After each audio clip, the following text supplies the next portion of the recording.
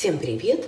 Сегодняшний рецепт отличается от моих обычных рецептов тем, что занимает немного больше времени. Сегодня я ставлю хлеб, и ставлю я его с вечера. Это черный хлеб, и он невероятно вкусный. Поэтому я вам советую попробовать испечь его хотя бы один раз. Для первого раза я вам советую воспользоваться кухонными весами и взвешивать все на весах. Потом, когда вы почувствуете этот хлеб, почувствуете консистенцию теста, вам не составит труда сделать тесто без весов. Итак, вечер. Я ставлю тесто на завтра. Первый шаг. Я смешиваю ржаную закваску с водой и ржаной мукой. У меня домашняя ржаная закваска. Если у вас ее нет, посмотрите, у меня на канале есть рецепт очень простой закваски. Я взяла 2 столовые ложки. Добавляю туда 40 грамм воды и добавлю 60 грамм ржаной муки. Теперь я все это перемешаю. Получилась вот такая густая масса. Накрываю ее пленочкой и оставляю в теплом месте на ночь. Смесь номер 1 готова. Вторую смесь нам нужно будет заваривать кипятком, поэтому я вскипятила воду и отлила 300 мл. Кроме этого, нам понадобится черный солод. Для тех, кто живет не в России, я вам сразу скажу, что в Ирландии конкретно я черный солод найти не смогла. Этот солод привезен из России. Меня им угостила подруга Таня, за что ей огромное спасибо. Она же поделилась со мной рецептом этого хлеба. Именно такой темный солод, ферментированный, нам нужен для этого хлеба, для второй ступени. Итак, я готовлю вторую смесь в термосе вот с таким широким горлышком. Если у вас такого термоса нет, то можно приготовить вторую смесь в обыкновенном контейнере. Просто его нужно будет завернуть в фольгу. Итак, для второй смеси нам нужны 2 чайные ложки кориандра. Я беру с горкой, кладу их в термос, добавляю сюда 30 грамм темного солода и сюда же добавляю 90 грамм ржаной муки.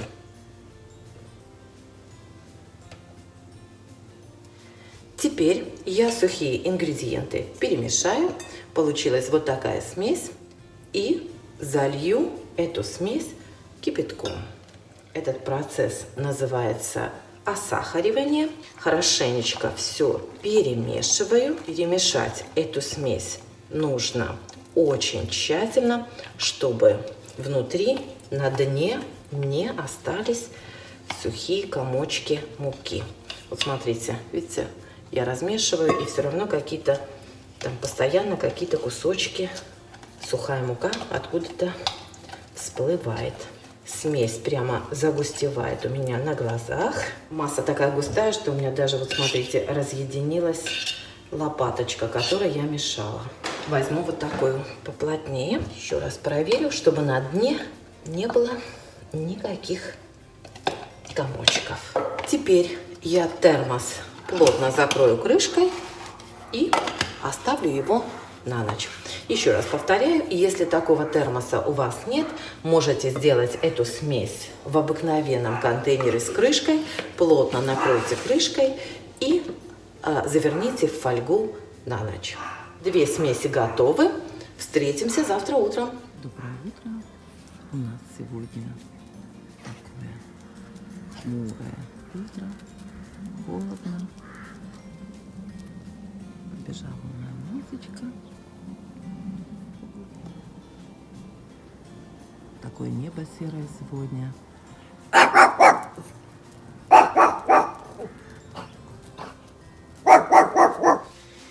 А мы с вами вернемся к нашему хлебу. Как вы помните, вот здесь мы заварили закваску. Вот так она сегодня выглядит, вся в пузырьках, хорошо поднялась. А в термосе у меня заваренная ржаная мука с солодом и с кориандром. выглядит эта смесь. Сегодня все просто. Мы эти две смеси перемешаем. Смотрите, какая стала смесь в термосе. Она стала намного жиже. Вот и все. Две смеси тщательно перемешиваем до однородной массы. Как я вам вчера сказала, этот хлеб занимает немного больше времени, чем обычно, но поверьте, он того стоит. Сам рецепт достаточно простой. Итак, все. Две смеси, которые у нас простояли ночь, мы с вами перемешали вот в такую однородную массу. Теперь мы ее накроем пленочкой и поставим эту опару подходить 4 часа в теплом месте. Я разогрею духовку до 30 градусов и поставлю в духовку. Если у вас тепло на кухне, можете оставить на кухне. Итак, прошло 4 часа. Здесь у меня стоит мука. Опара наша подошла. Она прямо вся булькает. Тут смотрите. Аж скрипит. Видно вам, да? Так, теперь не пугайтесь большого количества ингредиентов у меня на столе. Просто все будем сейчас смешивать. Обязательными ингредиентами являются, естественно, белая ржаная мука. Все остальное добавки. Итак, в опару я добавлю 100 мл воды. Добавляю сюда 80 грамм белой муки, 1 столовую ложку сахара. Добавляю сюда патоку. Патоки нужно 20 грамм. Я ее беру вот таким ножом, потому что так удобнее. Если вы не нашли патоку, если у вас нет патоки, то можете просто взять мед. Патока придаст этому хлебу особенный вкус и темный цвет. И сюда же мы добавим 1 чайную ложку соли. Вот такую, без горочки. Все это мы хорошенечко перемешиваем. Рецепт я вам, конечно, оставлю под видео. Хорошенько смешайте, чтобы не было комочков. Размешали. Получилась однородная масса. Я добавлю полбовую муку, которая в Ирландии и в Англии называется spelt. Кроме этого, можно добавить отруби, если хотите. Ставлю весы на 0. Добавляю кунжутные семечки. Семечки подсолнечника и немножко полбовой муки.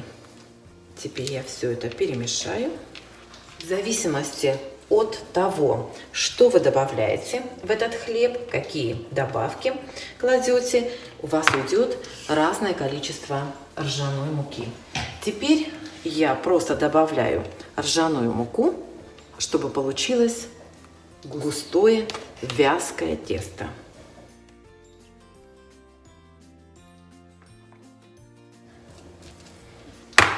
Можно добавить еще немножко полбовой муки. Хорошенько размешивайте, чтобы не было комочков.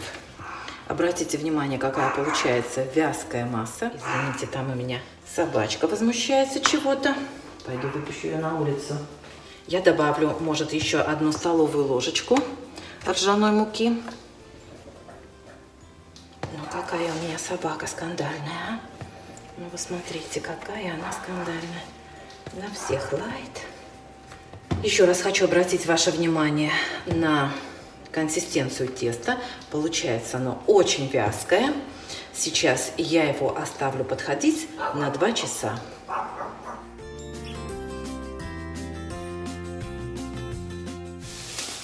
Все. Убираем тесто опять в теплое место на 2 часа. Итак, прошло 2 часа. Смотрите, как поднялось тесто. Еще раз обращаю ваше внимание на то, что тесто очень липкое. Я его обомну. Так, его размешаем. И переложим тесто в форму для выпечки. Формы я слегка смажу маслом, буквально совсем чуть-чуть, и в основном дно. Потому что если тесто прилипнет ко дну, то его трудно вытаскивать. Честно вам признаюсь, что пока до сих пор хлеб у меня выходил из формы очень легко, но на всякий случай все-таки я смажу формы маслом. Итак, положу сначала в маленькую форму немножко теста. Примерно форму заполняю наполовину, остальное тесто выложу в большую форму. Слегка буквально смажу лопаточку маслом, так буквально капельку, и разровняю тесто в форме. Вот что у меня получилось. Сейчас я накрою формы пленочкой и поставлю их в теплое место подходить. После этого будем выпекать. На этой ступени внимательно следите за тестом, чтобы оно не перелилось через край. Прошел всего 1 час, и тесто уже готово к выпечке. Я, вот видите, не уследила, оно у меня прилипло к пленочке, и вот остались вот эти следы. Иногда, если тесто сильно прилипает к пленке, и вы снимаете пленку, оно может опасть. Поэтому вот этот момент, пожалуйста, учтите и будьте внимательны. Следите, чтобы тесто у вас к пленке не прилипло или не убежало из формы, иначе придется заново его вынимать из формы, обмять и заново положить в форму и опять ждать, чтобы оно поднялось. У меня духовка нагревается до 250 градусов. Я буду выпекать хлеб 15 минут на высокой температуре, на 250, затем убавлю до 180 градусов и буду выпекать еще 20 минут.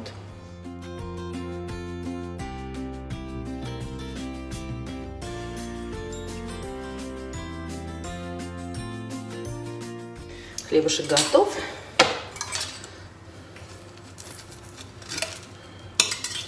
Не пристал он к стеночкам совсем. Вот это сейчас посмотрим. Вот этот, может, пристал. Но нет. Видите, ножик входит очень легко. Сейчас посмотрим. Ох, отлично вышел. Отлично. Ничего не пристало. Отлично, хлеб вышел из формы. Вот такой получился хлеб. Сейчас я его заверну в посудное полотенце, дам остыть и тогда разрежем. Итак, давайте порежем хлеб. Я надеюсь, вам слышно, как хрустит корочка. Вот такой он на разрезе. Он еще теплый. Вот такой на разрезе. Пахнет обалденно. С маслом просто супер.